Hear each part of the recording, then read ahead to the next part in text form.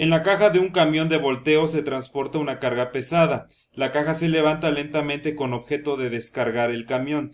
Diga cuál será el valor del ángulo alfa inmediatamente antes de que la caja se deslice, sabiendo que el coeficiente de fricción estática es 0.32 y el coeficiente de fricción cinética 0.24.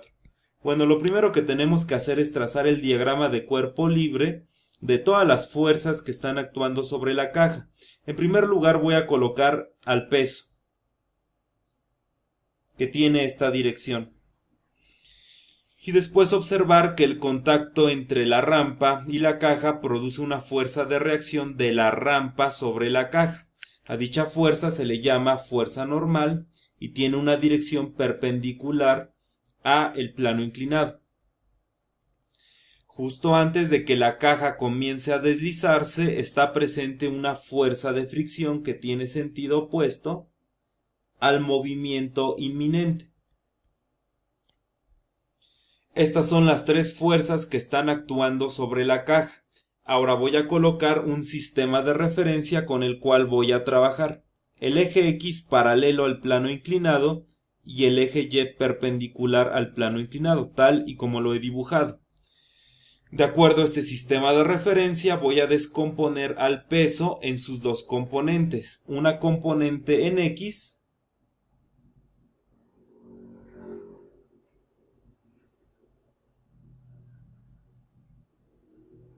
y una componente en Y.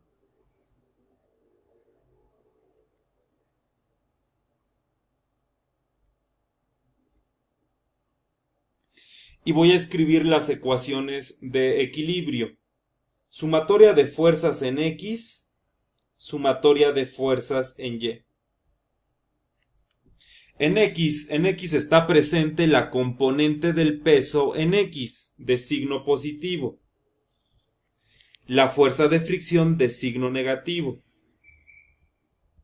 Y se tiene que igualar a 0 porque no hay movimiento en X. Sumatoria de fuerzas en Y. En Y está la normal de signo positivo. Y la componente del peso en Y de signo negativo.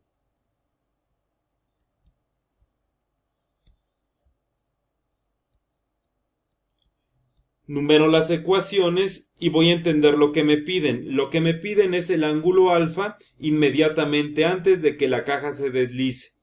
De esta forma debo de trabajar con la fuerza de fricción máxima que se puede desarrollar justo antes de que la caja comience a deslizarse. La fuerza de fricción máxima que se puede desarrollar se calcula al multiplicar el coeficiente de fricción estática por la normal. Sin embargo, la normal se puede obtener de la ecuación 2. De la ecuación 2 puedo despejar a la normal y obtengo normal es igual a la componente del peso en Y. Y así puedo sustituir la fuerza normal y voy a obtener mu s por la componente del peso en Y. Y entonces puedo realizar la sustitución de la fuerza de fricción en la ecuación 1. Y puedo obtener lo siguiente. La componente del peso en X menos mu s por la componente del peso en Y igual a 0.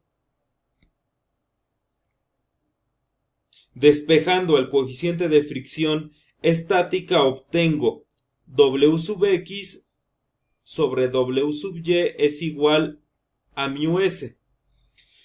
¿Cómo obtengo la componente en X? La componente en X se obtiene de la siguiente forma. La componente en X se obtiene al observar que el ángulo alfa, que es el que estoy señalando, este es el ángulo alfa, está presente aquí. La razón es la siguiente. Voy a hacer un zoom y voy a observar que alfa y este ángulo que le llamo teta son complementarios porque suman 90 grados, ya que aquí tengo un triángulo rectángulo. Estos dos deben de sumar 90 para que al sumarse con este ángulo recto dé 180.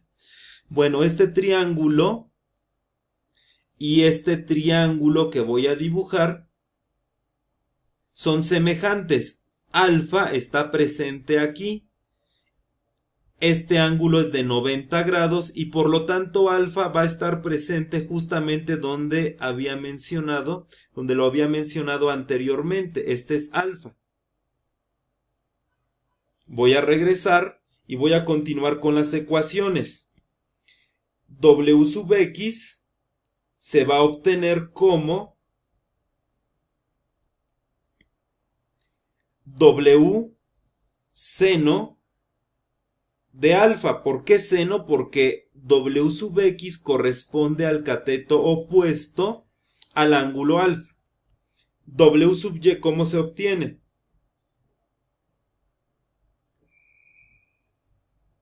W sub y se obtiene como W coseno de alfa. ¿Y por qué coseno? Porque W sub x es el cateto adyacente al ángulo alfa. De aquí observo que W se cancela y además seno entre coseno es tangente. Entonces, la tangente de alfa es igual a mu sub s.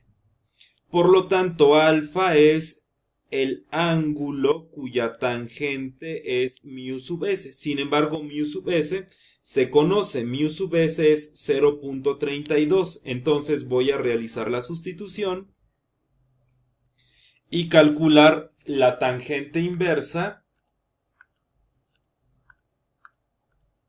de 0.32. El valor que se obtiene es 17.74. 17.74 grados es el ángulo que estamos buscando.